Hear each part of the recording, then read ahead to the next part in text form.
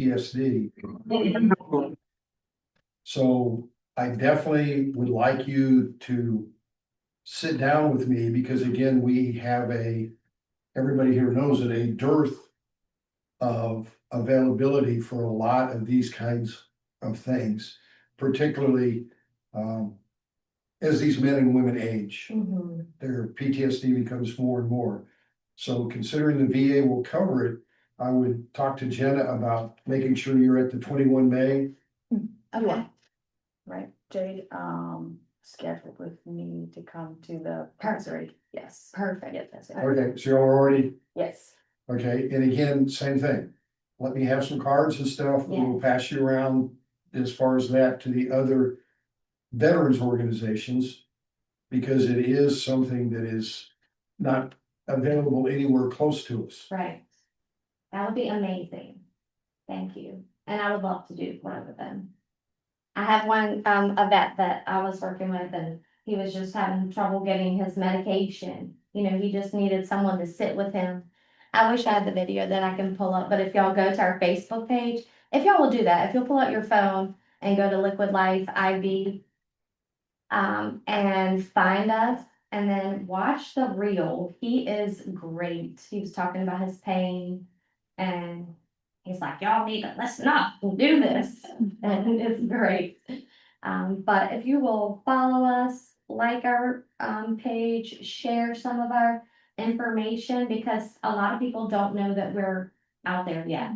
We're still working on sharing the good news. You're doing a good job on Facebook, because I recognized your face when you walked in. I said, oh, I know where they are. Yay, we're trying. We are. We're nurses through and through, and we're learning to be business owners and all the backside of all the things. So thank you. We're not following you, so we will pass that on. And the other part is, one of these days when I'm in South Hill, I'd like to sit down with you personally to just find out because a lot of our aging out vets, Mecklenburg County, on average, their vets are 65 or older. It's the only county in Virginia with this age differentiation. Brunswick is less, Halifax is less, Charlotte is less. So there's a large population here of those from the tremors, the other things that maybe can use it. So we'll figure out a time to sit down and see what we can do. Hey, Billy Joe. Oh, Billy Joe, this is Catherine. I had to step away. Can you tell me, does the lens have to be utilized with needles? No, ma'am. Okay. It's pain-free. It's electrodes that you can put on your body, and then once we work the way to the head, it's a conducting paste, and like a goes on your head. Okay. So before you come, because it's gonna get a little goopy. But yes, it's pain-free. Gotcha. Thank you. Does anyone else have any questions online?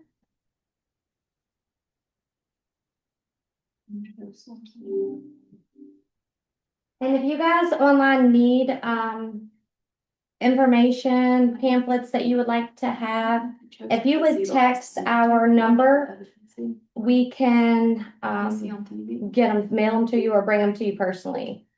And our number is 434-362-4490.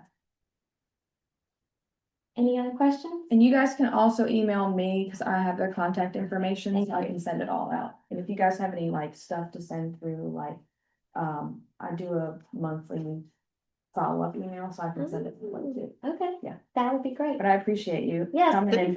and I appreciate you guys. Jenna, did you say you're going to send out the presentation? Is that what you said? I said I can send out their contact information and that kind of stuff, unless you want me to send out a presentation. You can. Okay, I will do that then. That'd be great. Thank you. Hey, y'all, there's waters in that cooler, there's water, soda, feel free to have some. All righty. snacks.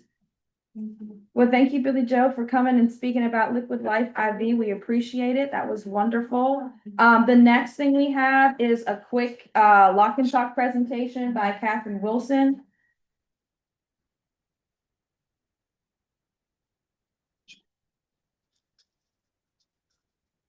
Can you all see her? She's right there, it's the camera, if you want to do it. Sure. Yeah, okay. All right, good morning, everybody. Okay, I know some of you have been trained on Lock and Talk, but it's a good little refresher. We're having, working through some technical difficulties with the TV here, but I'll go ahead and get started. So, Lock and Talk is Virginia's suicide initiative to, prevent people, from dying by suicide, putting a barrier to that. We know that most people in Virginia die from lethal means, so that's non-prescription, prescription medications and guns. So we want to put some distance between that. So this training was not only, help educate Virginians on that, but for the barrier. We know there's two ways that people go into crisis. The first is the gradual accumulation of stressors over time. Then the second is immediately after a high impact event. So this box or these boxes help deter that, right? And we have different sizes. Many people are accustomed to having their medications on windowsill, sitting out in the bathroom. They have guns under the bed. So these boxes are supposed to help act as a barrier to that. People wanting to die by suicide are deterred by these boxes, they're not just going to get into it. Okay, so one of the most important things to note is that immediate suicides happen within 5 minutes to an hour of going into crisis. So the longer we can keep somebody from accessing lethal means, the less likely they are of dying by suicide. The second part is the talking part. We want to make sure we check on our friends, our family members. We want to make sure we notice any changes in appearance, or any changes in behavior that is out of the norm. So for example, somebody's usually enthusiastic. If they become less enthusiastic or disinterested, that's out of the norm. If they're not putting effort into their appearance like they normally do, we want to pay attention to that. Also, what people oftentimes miss is the opposite. So somebody who may have like a low baseline, being actually getting excitable or saying they have everything figured out, things like that. That's also something we need to pay attention to. So also a sign of suicidal ideation. So remember, if you see something, say something. We want to make sure we say the right things. We don't want to say, are you thinking of hurting yourself? We need to say, are you thinking of killing yourself? Are you thinking of suicide? Those are evidence-based things, right? They may not be thinking of hurting themselves. They may be thinking of dying. So we need to practice that. We need to practice saying those things that may be uncomfortable to say. Make sure I'm not missing anything. We also don't want to say, are you thinking of doing something stupid? We need to be accurate. We need to get an accurate depiction of what they're actually thinking about. So in the boxes, again, many of you may already have these. We have them labeled. We have the 988 number labeled. We have Southside labeled. We have talking points in the box. We have also things that will help them out. So in case we're not there, if they access our medication or guns, we want to make sure that when they do access them, that it has points in there, something for them to think about. Okay. Also has gun locks in it. Anything else that I'm missing? No, we just have 3 different sizes with a small, medium, and large. Mm-hmm. And then all of you that were present today do get one of them. So those of you that are online, I know some of you already taken this before. So message me if you would like another box. We can absolutely get that delivered to you. And those of you in the room, you guys can choose one before you leave. Okay. Thank you. Okay, thank you, Catherine. Thank you. Any questions about Lock and Talk? Thank you. So all the things you mentioned are on that little guide of how to talk to them and speak to them, correctly? Yes. Okay. There's a Lock and Talk like foldable card inside of it, and that reminds everybody what to do if someone is in crisis, and you can talk to them what to say and then how to connect them to the next level of support. I'm gonna pull up the agenda. Just give me 1 second. Alrighty, so we had our two presentations. I'm gonna go over a few things and then I'll open the floor to everybody else. So, for the young adult survey, we've pretty much finished our outreach. Catherine, do you remember the number that we Okay, had? the latest number, 607. 607, and that does not include SVCC, correct? I think it does. It does, okay. 607 surveys we got filled out, so we're one of the highest in the state. We're really excited about that, so we've been doing really great with that. So thank you for all of you that have helped with that and that let us come to your organizations to come talk to the 18 to 25-year-olds. That's a really great turnout, so we're glad to be finishing that project up, but also glad to have that data access available for all of us. It'll be probably in the next year. It usually takes about a year for them to sift through all of that. And then it'll be good for another 2 years. So it'll be for Mecklenburg, Brunswick, and Halifax. And I'll share all that links and all that stuff when we get it from Omni. Just some updates from our youth coalitions. Both of our meetings were this week. So on Tuesday, I went into Mecklenburg for our second monthly meeting. We're working on some events for the upcoming year, like a survey, and then also doing some events like National Night Out. Thank you so much. Thank you. For Halifax, they had their last meeting yesterday for the year. We're gonna restart with back in the summer with my juniors and 10th graders, all that kind of things. So they got their cords yesterday, all their hours were done. And then some of you that are joining us for the SMVF on May 21st will probably see some of these kids because they're gonna come help me out as well. We've done a couple events. We've got one this weekend, which is the Infant Maternal Health Summit, which April 18th. It's going to be at Paths in South Boston, which is behind the DMV. Thank you for those of you that are coming to that. I know Daniel Lucas is looking forward to that event. We did just go to the veteran fishing event with Dennis. There's about 30-ish people there. Is that right, Dennis? Ask Catherine, she would do. All right. I did not count, but it was a lot. Sounds good. We also have the SMVF Mental Health Summit coming up. That's on May 21st. I do still need some volunteers for the coalition if you guys are available that day. It'll be from 8:30 to 3:30. It is all day. But I do need some people to help with registration and the table and all those kinds of things. And then we do have some more maternal health summits coming up on June 6th and August 1st. June 6th is going to be Mecklenburg and August 1st is Brunswick. For more information, I will be sending out in my monthly follow-up meeting that I do. You'll see all that information about those events as well.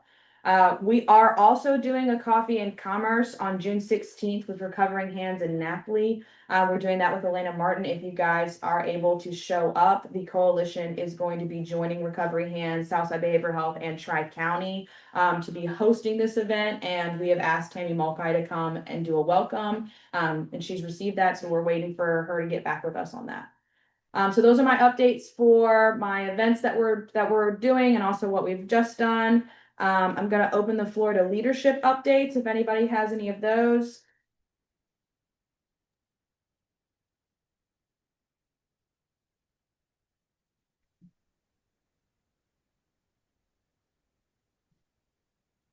Alrighty, then I'll open the floor to membership updates. Anybody have anything they need to share?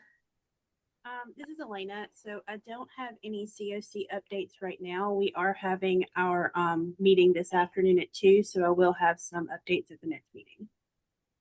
Cool, thank you, Elena. Anybody else? Hey, it's Brenna. Just wanted to share and remind people that I'm still looking for individuals who want to help us with our community health improvement plan. So helping us look at our priorities, priority areas, which we've already identified. I don't have on me right now. And just helping us look at what those priorities areas are, what goals we want to set to affect those priority areas, and what metrics we want to use to measure if we've actually achieved them. So if you have any questions or interests, feel free to email me. Brenda, would you like me to ask my volunteers if they would be interested? If so, just send me a flyer or whatever, so I have it. Yep, I can do that.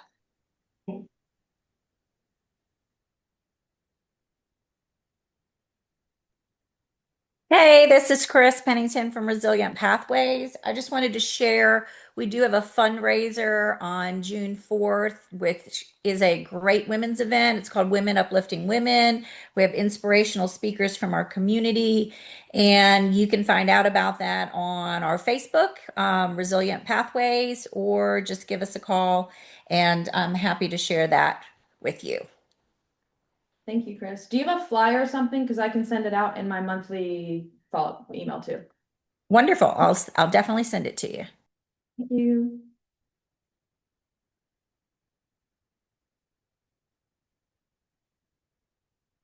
Any other updates? I'm still offering classes for free for Public Health Month.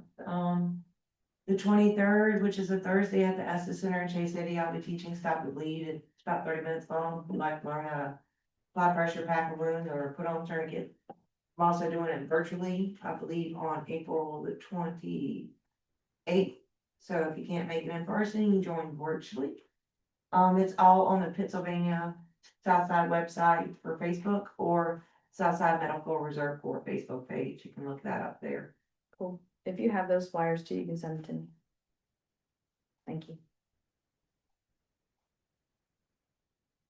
I did forget to mention that Halifax did have a youth summit on April 3rd. We brought Dr. Matt Neal and Niles Comer in to talk about predatory marketing for THC and vaping. And then also Niles is a person in recovery. So he came and spoke to the kids about his journey and what it's like to be to have an active addiction and then come out of it and be in recovery. Pretty well received from all the kids. We had about probably like 150 kids were there because we split up the 11th and 12th grade English classes. So we had a bit of smaller groups so they could have more one-on-one time with their speakers. But they also had a gallery wall. It was pretty interactive, but it was really cool. And we're just really excited about that. Any other membership updates?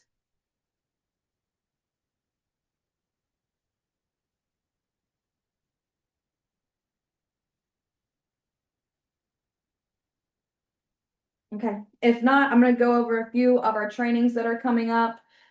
So we've got some adult mental health and youth mental health first aids at the VCU hospital in South Hill. We've got that on April 20th and also August 13th. If you guys are interested, email prevention. We always have a monthly virtual revive, which is about an hour, and you get 2 doses of Narcan. And then the Southern Virginia Problem Gambling Summit is going to be June 17th. So mark your calendars for that, as well as the SMVF, which you all know, on May 21st.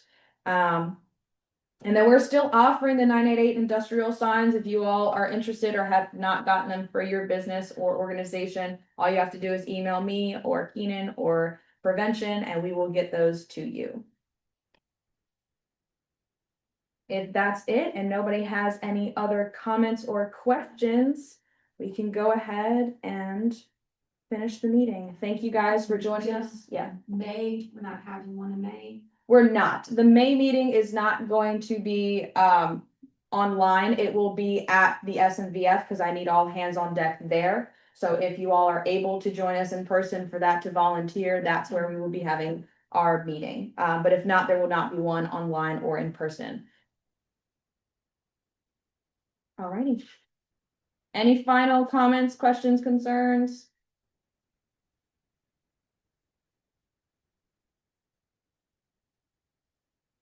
All right, well, thank you guys for joining us. I really appreciate it, and I will see you hopefully next month at the SMBF.